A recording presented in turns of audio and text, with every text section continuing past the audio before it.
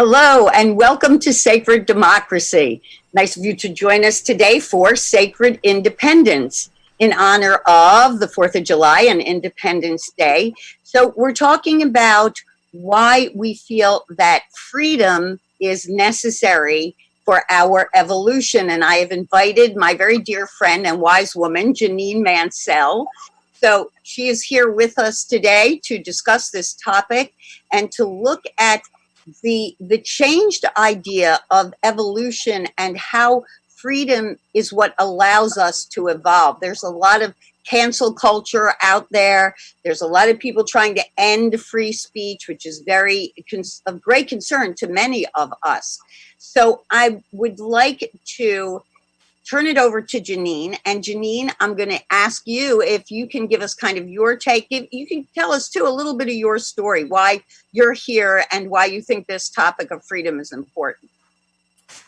Thank you for that lovely introduction. And so, Maddie, as you know, I am a holistic healthcare practitioner, a transformational guide. I work with people on their inner journey in order to change their external experience. And what I found is it's when we feel that we can't fully be who we are, that's when illness sets in, that's when relationships break down, that's when we don't know our place in the world, because we've lost our innate knowing of who we are and where we fit into the world. And so life can get really confusing. So a lot of the work that I do with people is to try to guide them back to that innate.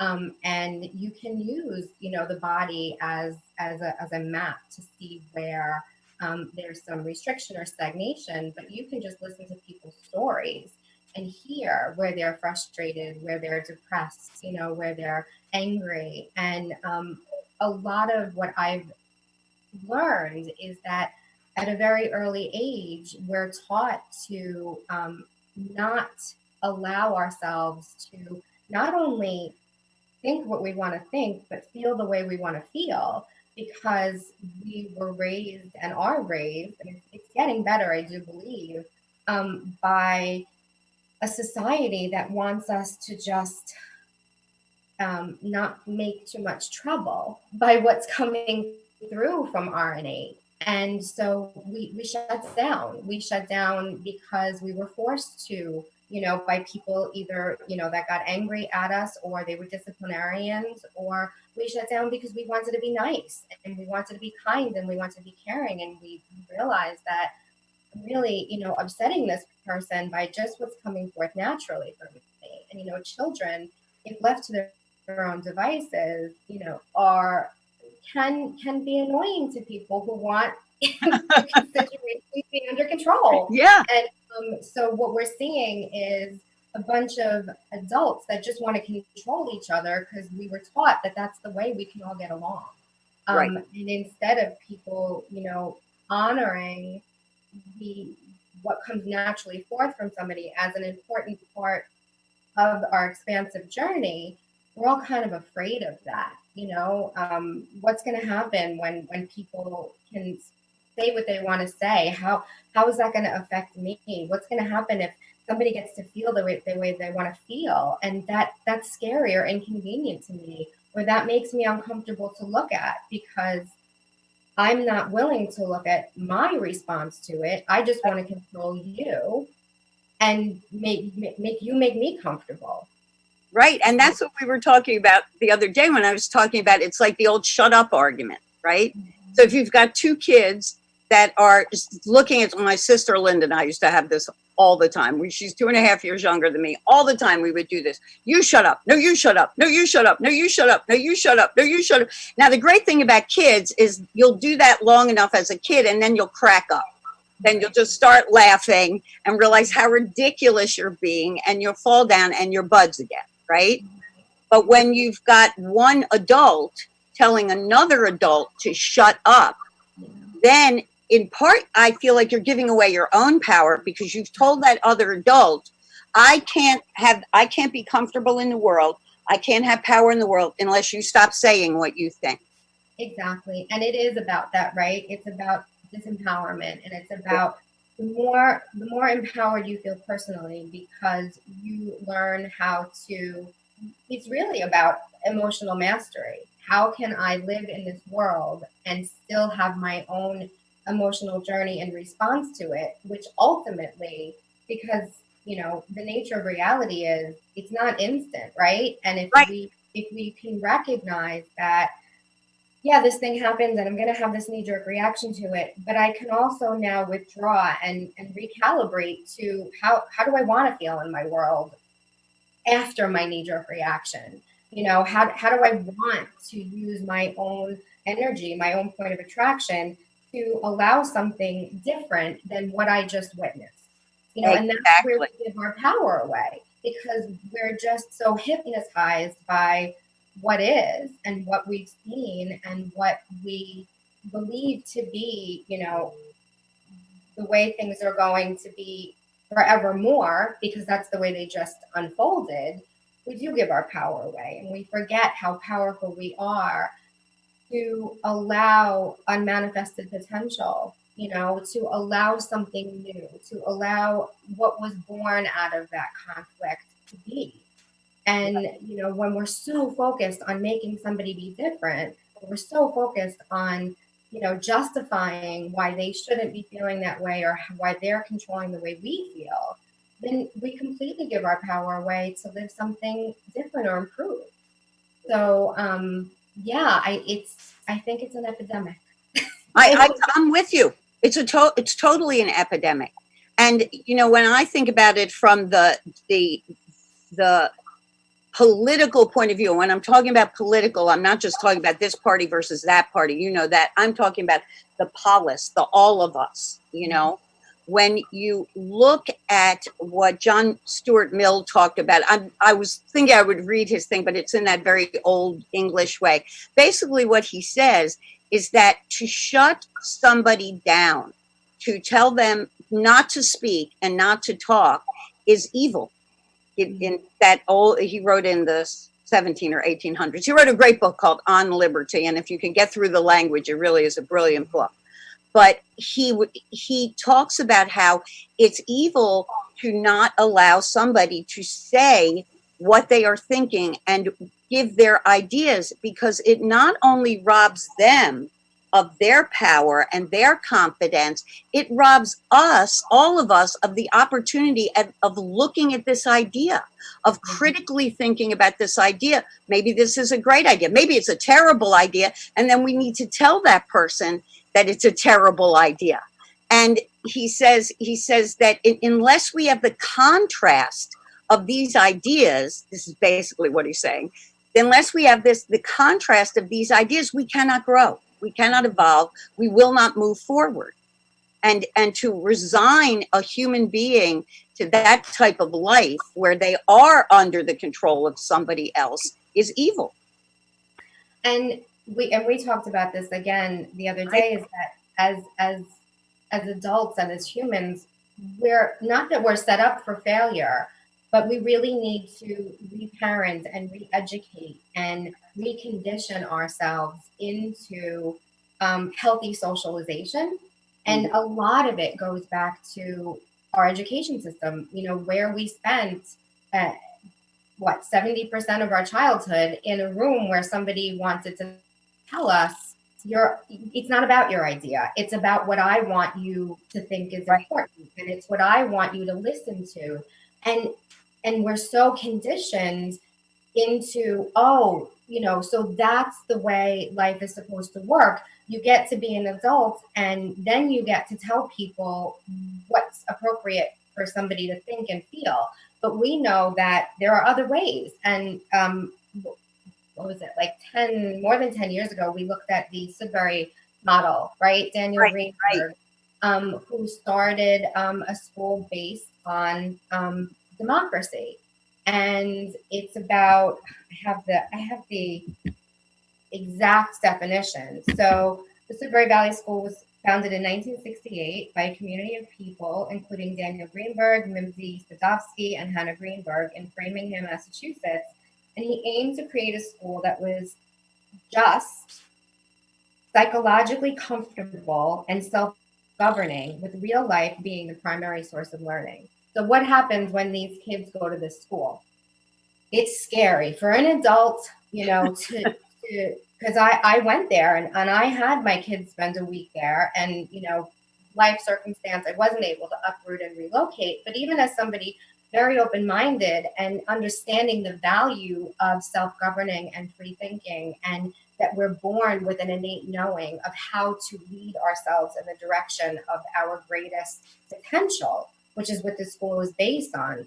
Right. And I know, a lot of the Native American cultures, we've talked about that over the years too, that they observe a child and they say, oh, you're naturally, gifted in this area. Let's not make you learn, how to hunt and gather because you're a medicine woman, Right. So it's honoring the innate in the individual. And when, you read the books about the experiences that these children have, it's always easier when a child starts very young, because that innate and that instinct and that ability to express themselves freely is not trained out of them.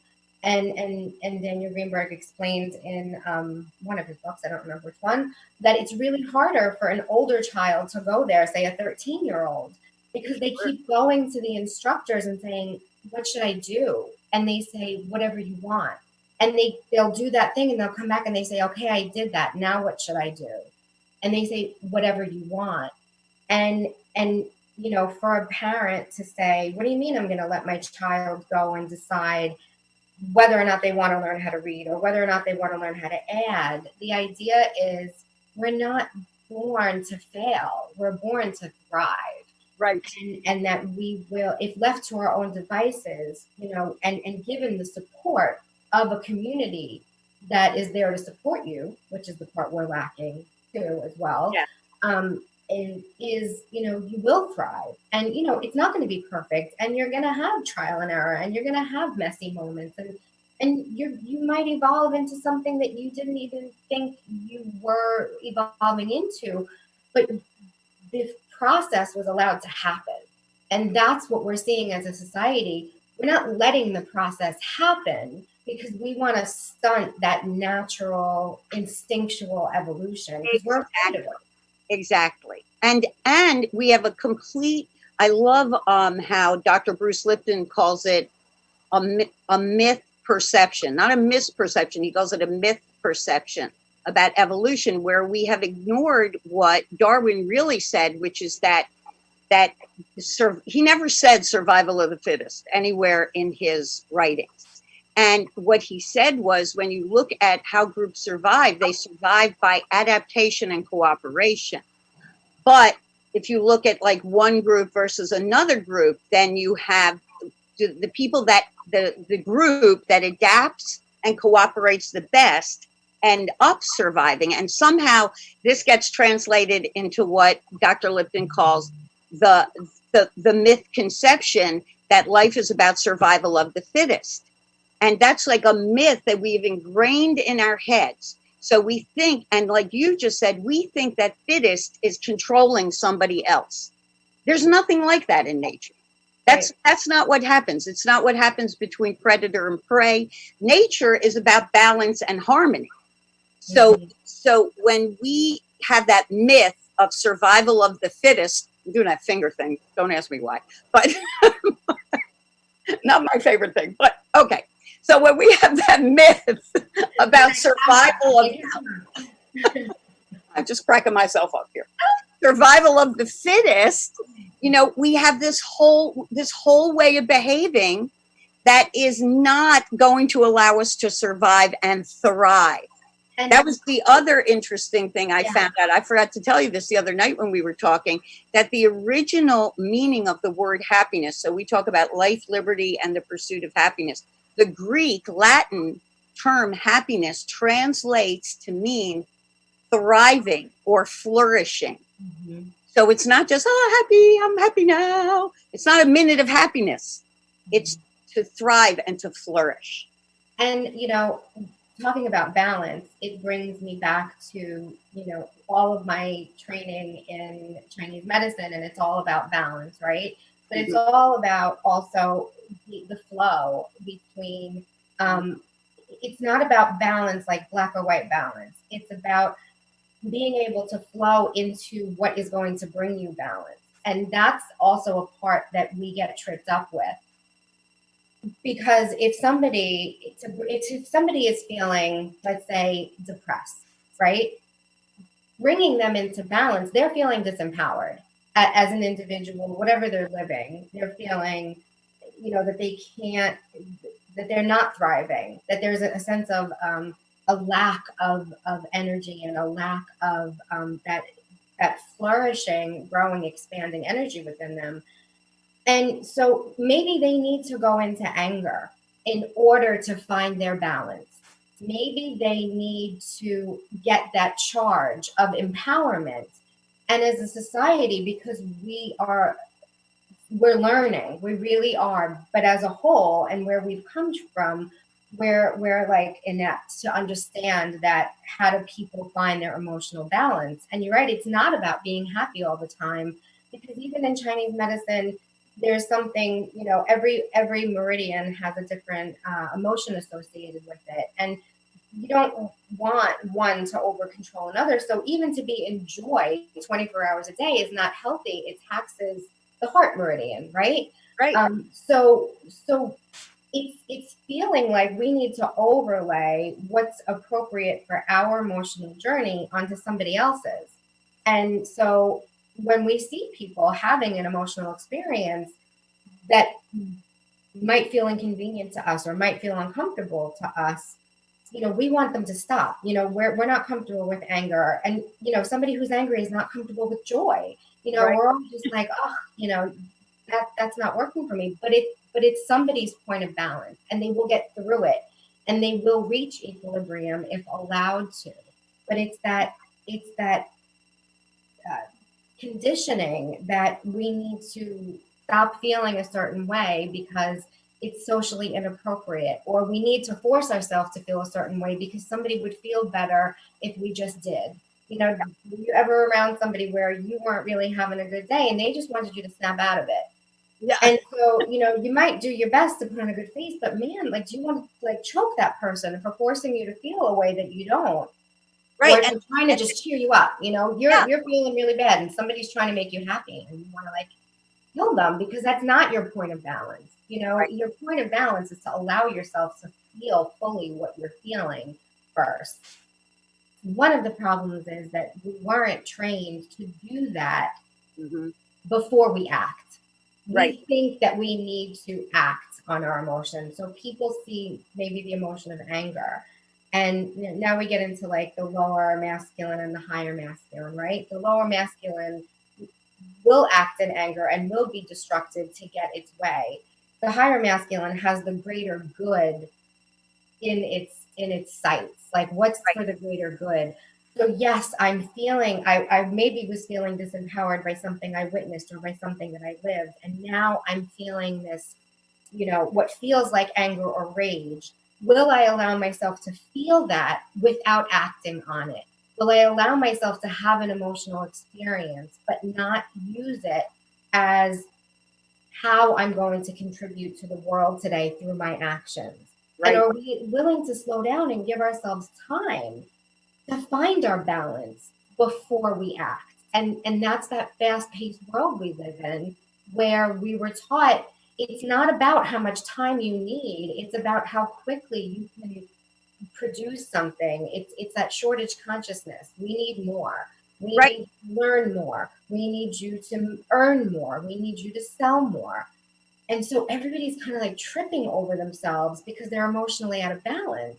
But if we just honored that normal process and made more time in society for honoring where we actually thrive from, which is a place of unrestricted flow, and honor that if I'm going to go to work, not saying people should stop going to work, but sometimes people should stop going to work.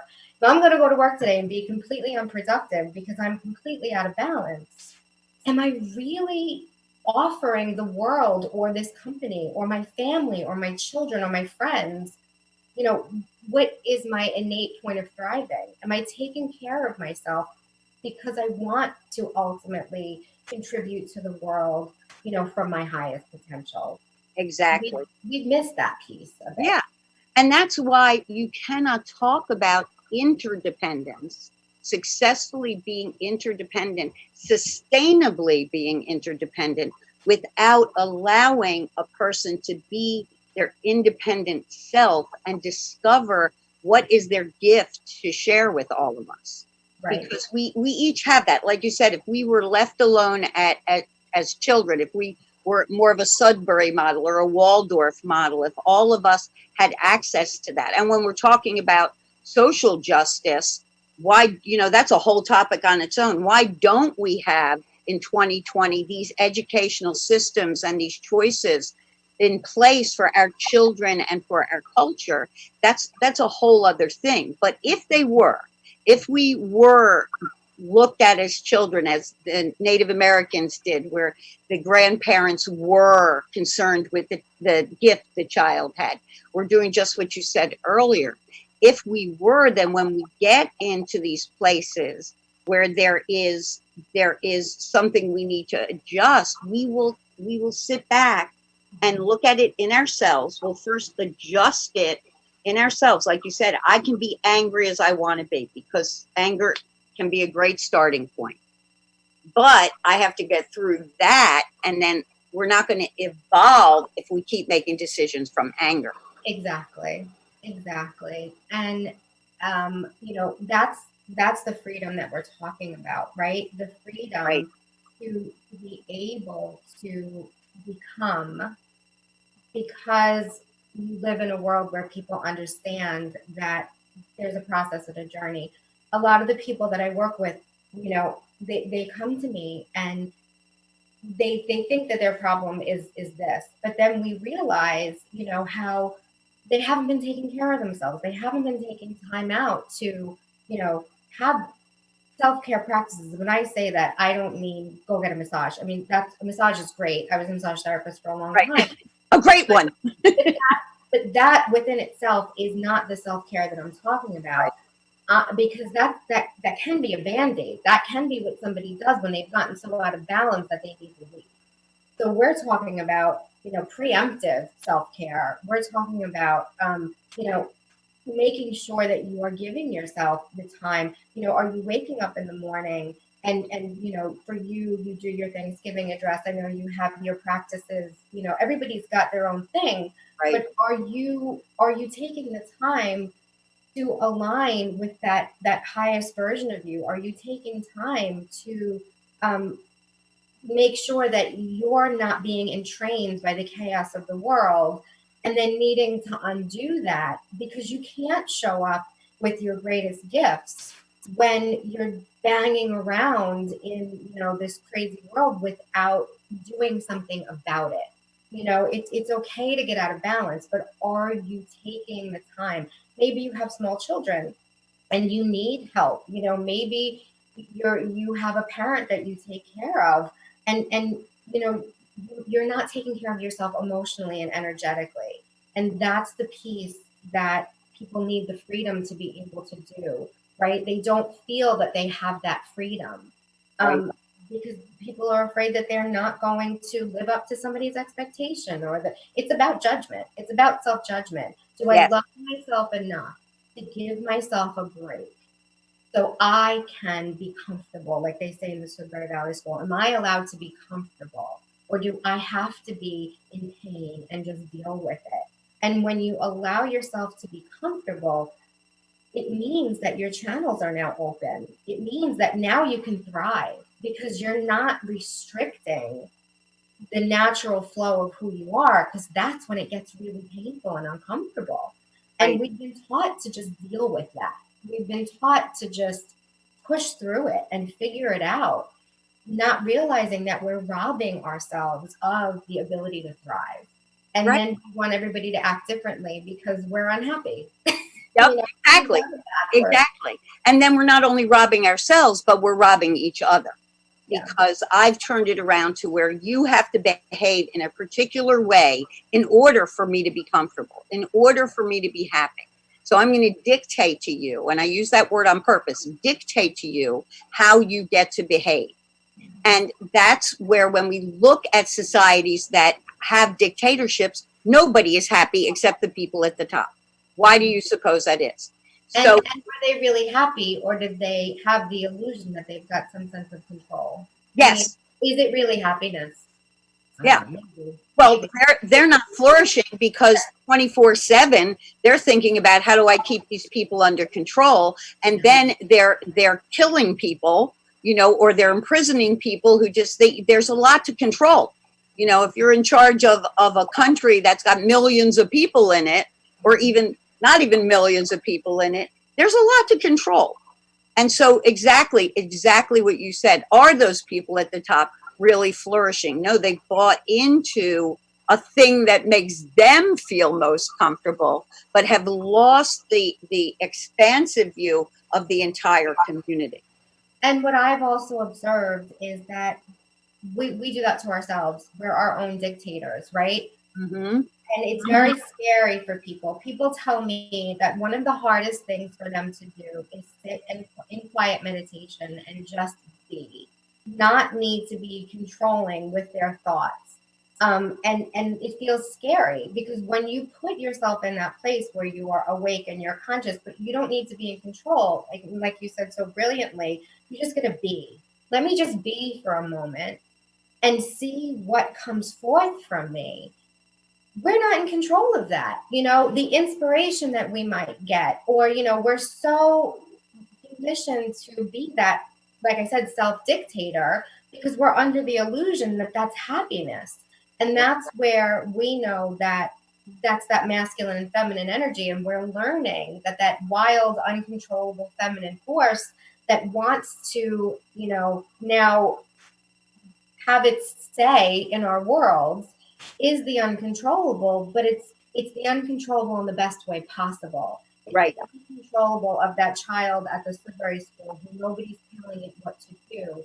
So it's allowed to be inspired, and it's allowed to have,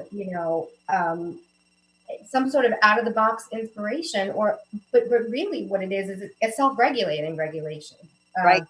Response. Like Bruce Lipton, he says, as quantum beings, as energetic beings, we're always being called energetically toward our point of thriving, toward life. But it's not linear. It's not something that our logical minds can understand, because that's linear 3D thinking. And unless we allow ourselves to be in that quantum field of nonlinear inspiration, we stagnate, because we want it to feel and look a certain way, because we think that that's the safe bet. But what we're learning is it's anything but that, because you can't control what wants to come forth. And then you've got, the clash, of my belief and what wants to naturally come forth in me. And that's where you get resistance, and that's where you get disease, and that's where you get uprisings, because it's always going to want to come forth. And it's just, what are you doing as an individual about it? Are you giving yourself time and space for it to come forth? Are you comfortable in the place of just being, so you can tap into that life force that's greater than your conscious thinking mind, that is going to lead you to your expansion?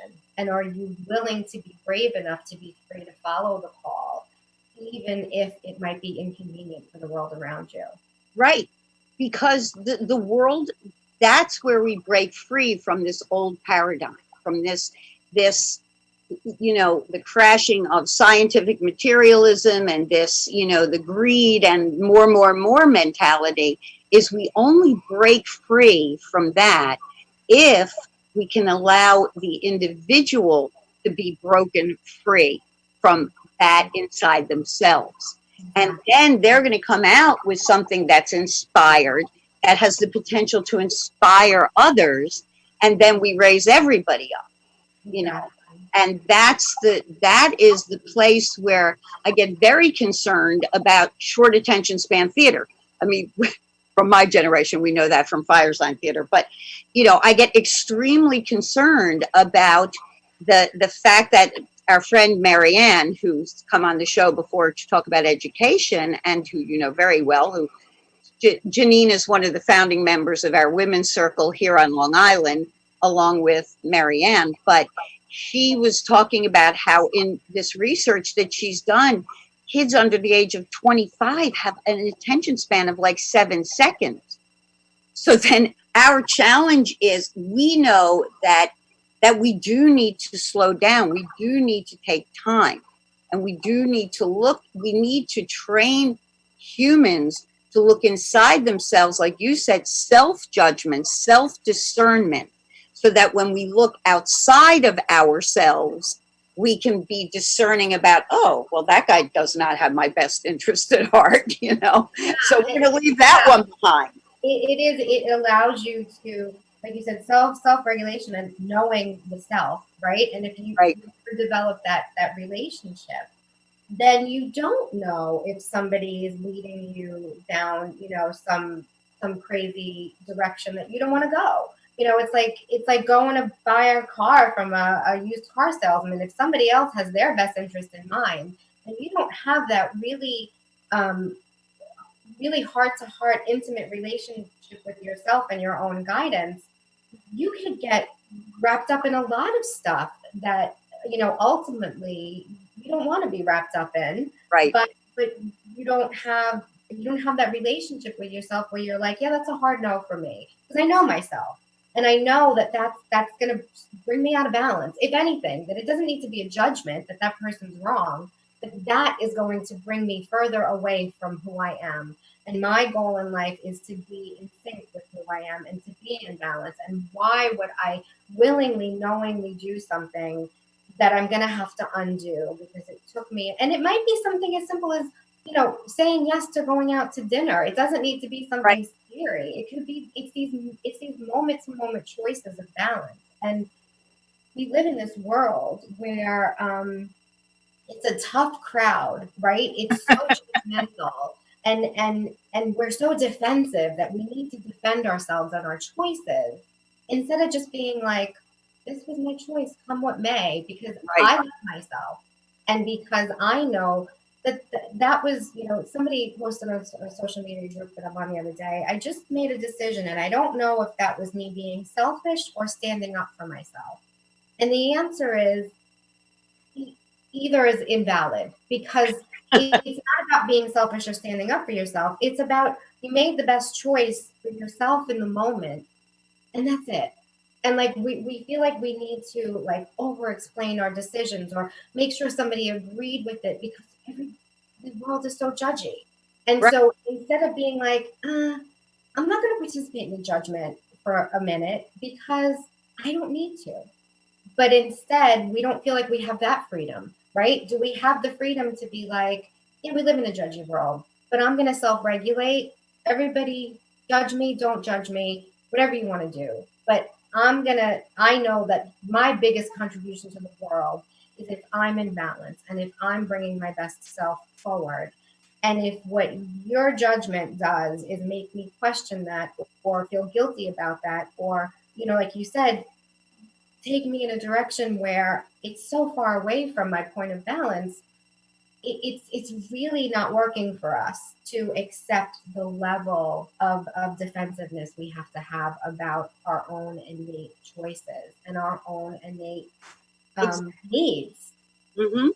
Mm-hmm.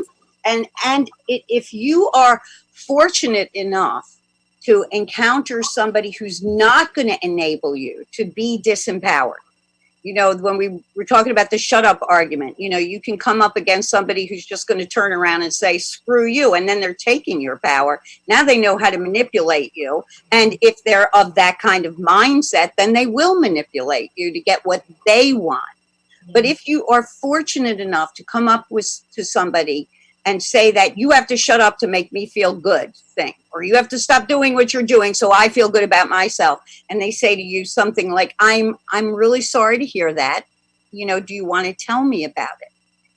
But they're so the power of being with somebody who is so in themselves, so secure, and so empowered in themselves, talking to you and not trying to disable you, not trying to enable you, but it's trying to get you to come into your own power. Now, it may or may not work. That's then your choice. Right.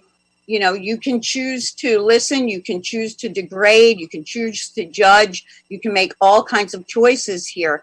But that person who's in themselves is going to be, okay, all right, I hear you, and goodbye. And I love that you started this segment of conversation talking about the women's circle, because, you know, that is an arena where, what do? We all just sit and listen to one another in a space of wanting to empower, you know, our sisters, right? Whatever it is you have going on, it's not up for me to comment on it, judge it. It's just here. I'm just here to listen and allow you to be. And I'm holding space for you to be your best self, whatever that is, whatever you need to go through, whether you need to cry or whether you need to be angry or whether you want to tell a funny story or whether you want to share one of your triumphs or whatever it is. It's that place of equanimity. I'm going to stay in a place of equanimity because I don't feel disempowered by, we're in circle. Nobody's better than anybody. We're all equal. And anything you're going through is valid. And I am committed to staying in a place of compassion, and I'm staying in my power, because me coming out of my power is not going to help you. I have compassion for you. I understand what you're going through. And, you know, if you need me, I'm here for you. And that's the beauty of circle. And I think as more and more people seek out social situations that support them but don't control them, right? Like a circle, right? Exactly. We need support, because we don't want to feel like, oh, I'm going to be this person who's just going to follow my own inner journey and I'm going to be all alone in the world. Because there's such that stigma, especially in the spiritual world, of me following my truth means isolation. Me following my truth means nobody's going to understand me. Me following my truth means I can't be in relationship with people because, you know, and how many people do we know and have we seen that are afraid to, you know, express, like we were talking about the other day, their own truths because they don't want to be ostracized, because we live in a world of judgment. So we don't feel free. We don't feel free to express ourselves because we're afraid of being alone. Right. And that's what, when John Stuart Mill said, that is a loss for all of us. It's not just a loss to that person. And to me, it's such a disservice, because you're damaging that person's soul. You have no business doing that. I always go back to the Haudenosaunee teaching about you can kill somebody by killing their spirit. You don't have to kill their body. You kill their spirit, you damage their soul, and you've killed them. They're never going to be who they are. So, you know, when you look at a country that's run by dictators, you're looking at a bunch of walking dead.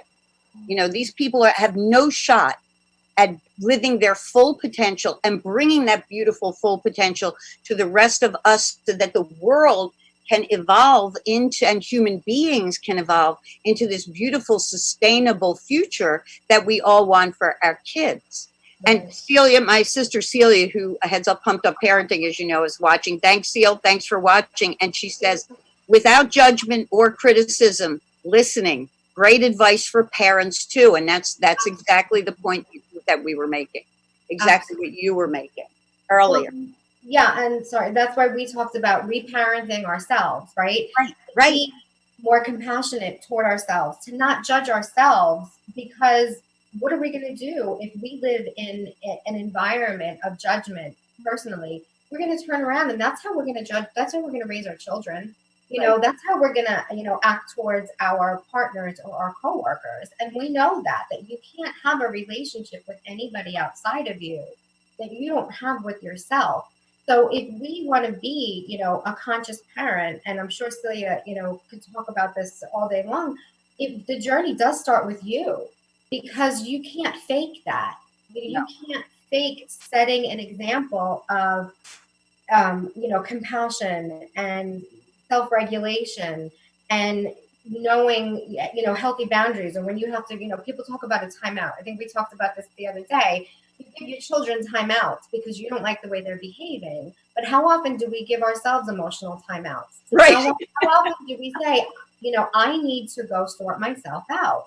I need to go give myself a timeout because what kind of energy am I even putting toward my parenting right now? Right.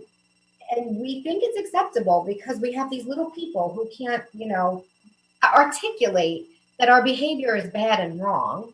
They can just cry or pout, and and then we can tell them not to do that too. Right. But if children could articulate it, they'd be like, go sort yourself out. You're not, you need a timeout, not me. Right. And we need to start self-regulating as parents so we can teach our children through example, compassion and freedom. And, again, Daniel Greenberg talks in his book about one of the hardest things to do is letting a child learn something that they've never done before because it's messy and it's frustrating for them, and they're going to have a tantrum, and then so we want to like jump in and stop that. Oh no, this is uncomfortable for me. And instead of going back to, I always tell the people that I'm working with, okay, that's your experience of what you're telling me they're doing, but what is your relationship to it? How does that make you feel when you're observing somebody else in an emotion that makes you uncomfortable? And can you turn it back on you? And can you now self-regulate in the face of something? And parenting is one of the biggest topics that could be, overlaid on top of, where it's so easy for us to regulate our children and be dictators and control them because they don't have the wherewithal, like I said, to have the intelligent argument back, about our behavior. So exactly. And Celia just added in, give them the time to master a skill. Don't do it for them, or they're not going to master it. Maybe it's like they're trying. And look, I suck at making pots. Sorry. I'm not good at this. This isn't me. Or maybe it's, I love clay, but this isn't going to be my living. It's going to be my thing that I go to when I want to self-regulate, when I'm feeling that, I'm going to go over there and throw a pot, And to do that for ourselves, like I said, to give ourselves that time and space. Right. To learn something and get frustrated, or our partners, or our friends. Like, life can be frustrating, and life can, we're all doing our best given these weird rules that we learned, and it's hard, and to just be easier on each other, because it is hard, right? We live in a world where to get to where we want to be as a society, we're having these growing pains, and we're so hard on each other. And in the same way, and we're so hard on ourselves.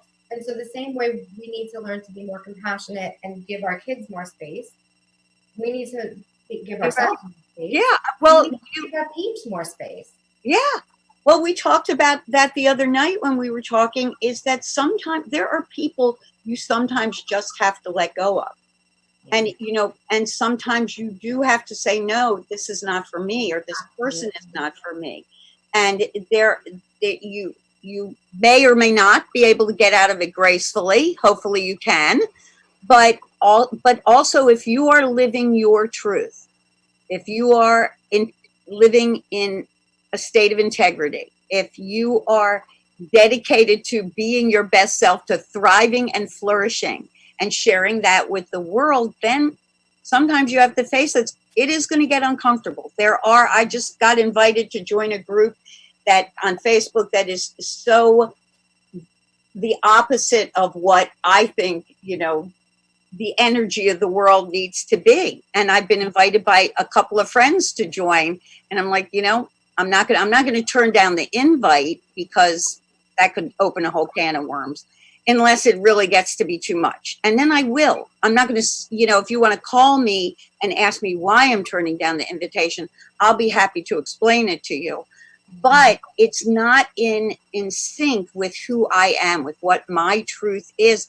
And you can't join something or be a part of something that is not in line with you, because then you're lying. It's like you're lying to yourself and you're lying to other people. Right.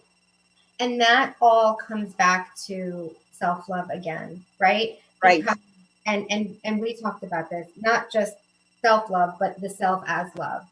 Because whether one of the biggest problems that we see in relationship, and we talked about this too, is feeling like if something goes awry here, or whether it's because I have decided that this is not my truth anymore, or you have decided that this is not your truth anymore, whatever the process of growth is, we're so afraid that we can't return to the love that we are because a dynamic has shifted, right?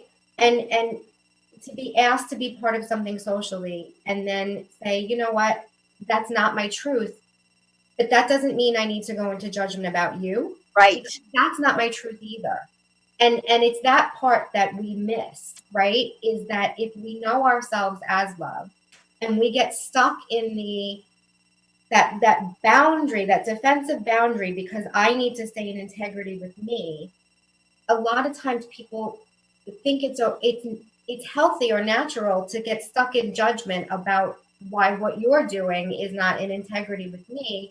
And we never go back to love. We never return to love. We never return to the love that we are, because we need to really defend why we didn't want to play with you, or why that person didn't want to play with me, you know. And it's like, we need to get over that a bit, right? We need to be like, a little more just live and let live, like we said before. That's freedom. That's freedom. Yeah, there's a moment where it's going to be uncomfortable. Even when people die, can we return to love? You know, we've both lost our fathers this year, and that's pain and there's grief. But can we return to love? Can we get through it? Can we get through a separation of something we knew as familiar, or something we saw as comfortable, or some way that we identified ourselves? And can we know that under any and all circumstances, we can return to love? Because when we know that, that's when we have true freedom, because nobody can take that away from us. Mm-mm. That is the truth. And that's the power of grief. We didn't talk about that a lot, but talk about a powerful emotion. When you really allow yourself to grieve, when you don't rush that process and you really go through it, you know, that can really be that coming out of that darkness can be so enlightening. It can be one of the most enlightening growth experiences that you can have. And we want to grow. We're geared to grow. We're built to grow. Right. Yeah. I had people, and that's the thing too, when you are in that world of grief, but yet you are aware of the growth, right? That can be funny even for somebody to witness, because of course, you know, you have your moments where, you know, you're in a puddle and you're in that emotion and you're in that separation. You know, I can't see you, and I'm so sad that I can't see you, that I can't even feel you. And that loss of that physicality. But then again, that innately understanding that you become so much more. And now that person is part of that on some level that we understand, but we don't really understand, because, you know, there's just things that are just out of our, you know, realm of comprehension. Right. And that is like, so. And that's okay too. That's something we have a really hard time with, is like the mystery of things. You know, exactly. It's okay that we do not understand 94% of the universe. It's okay. We don't. All right. It's not going to, you know, we don't have to. And that's where the magic is. You know, some people feel really disempowered about that, but I say that's where the magic is. Because, you know, that is where the magic is. I was thinking about this morning. Talk about a dictator. If you were a country, would you rather be ruled by a dictator, or even a warrior, or a wizard? And I pick a wizard any day of the week. Right. Like, tell me that there's magic that I don't understand, but that, you know, I take that any day of the week than saying, this is kind of just the way it is. And, we have to fight for every single bit of happiness. Or we need to really, do things in a certain way, or else all hell's going to, break loose. Or, oh my God, there's all this magic and we don't get it, but we know when we sync up with it, man, the things get good. Yep. I'm like, that gets my vote. And it's, Yep, me too. I'm there with you, wizards. and that's where that we don't understand comes in, right? Yep. So Lynn Lawler, thank you for watching. And she said, amen. I just did that, getting rid of a friend because it was toxic and not for me. I know it seems overused, that word toxic, but I like it because think about it. Would you go into your kitchen and take rat poison? You would not take poison. And people can poison your spirit, like we talked about earlier. They can pull you off your path, and you have to have that sense of discernment. So Janine, I'm going to give you the last couple of words. We only have a couple of minutes. Yeah. So, but if you want to address that, I also want you to give people your contact info, please. Okay. And just go. Okay. So my words, and I think this is perfect because this is what I touched upon before. When things get toxic and when things feel toxic for us, it's not the discernment of knowing that's not for me anymore, right? That's that healthy masculine protected. Okay, this is not for me. Where it gets toxic is when we don't return to the love that we are. Where it gets toxic is when we keep ourselves out of our truth indefinitely because we needed to make a choice that our soul wanted us to make. So there are no right or wrong choices. There's Right. just, are we being the love that we are? And not that we can be that, but that to ultimately be what we're always trying to return to and striving to return to. And to let ourselves have the freedom to go through that journey, because that's a personal journey that nobody can understand but us. Right. That's what true freedom is. And to allow ourselves to live that independently, come what may. Let the world, think and feel whatever it wants, but that's my journey. I'm trying to return to the love that I am, and it might be inconvenient for you, but that's my journey. So Wonderful. those are my parting words.